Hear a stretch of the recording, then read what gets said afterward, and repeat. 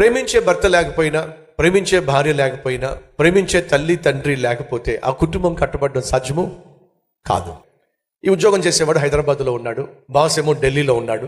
ఇక్కడేమో branch office ఉంది, ఢిల్లీలోనేమో head office ఉంది, హెడ్ క్వార్టర్స్ ఉంది. ఆ మెయిన్ ఆఫీస్లో నా బాస్ ఇక్కడ పనిచేస్తున్నటువంటి ఎంప్లాయీని అర్జెంటుగా బయలుదేరి నా దగ్గరికి రా అని చెప్పి అనేసరికి భయం వేసింది. ఎన్నెన్నో ఆలోచనలు, ఎన్నెన్నో తలంపులు. సాధారణంగా కారణం చెప్తాడు రమ్మని చెప్పి, ఏ కారణం చెప్పకుండా అర్జెంటుగా బయలుదేరి రమ్మంటున్నాడు. ఏమైంది? నా గురించి ఏమైనా తప్పుడు ఇన్ఫర్మేషన్ వెళ్ళిందా? ఎవరైనా కావాలని చెప్పి రాంగ్ ఇన్ఫర్మేషన్ ఏదైనా ఇచ్చారా? ఎందుకు నన్ను అర్జెంటుగా రమ్మంటున్నాడు అని చెప్పి మనసులో మదన పడుతున్నాడు.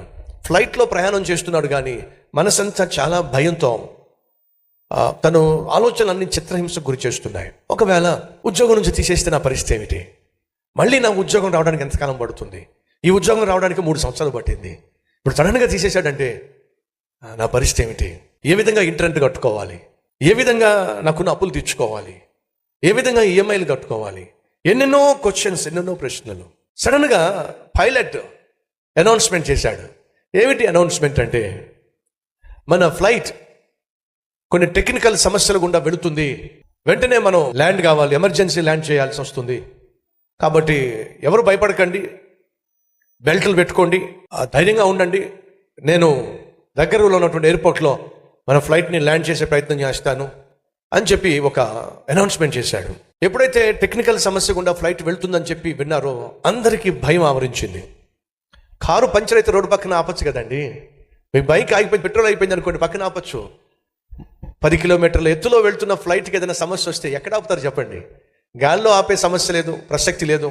ఖచ్చితంగా భూమి మీదకి ల్యాండ్ కావాల్సిందే. ల్యాండ్ కావాలంటే మళ్ళీ దానికి ఎయిర్పోర్ట్ కావాలి. అర్థమైపోయింది, ప్రాణాలు గాల్లో కలిసిపోతాయి అనేటటువంటి భయం అందరినీ ఆవరించింది. CEO, మన కంపెనీ బాస్ నన్ను రమ్మని టెలిగ్రామ్ ఇచ్చాడు, లేక టెక్స్ట్ చేశాడు, తానే ఫ్లైట్ టికెట్స్ పంపించాడు. ఇప్పుడు ఏం కాబోతుందో అని వర్రీ అయిపోతున్నటువంటి వ్యక్తి ఆలోచనలన్నీ పక్కకు పోయినాయి.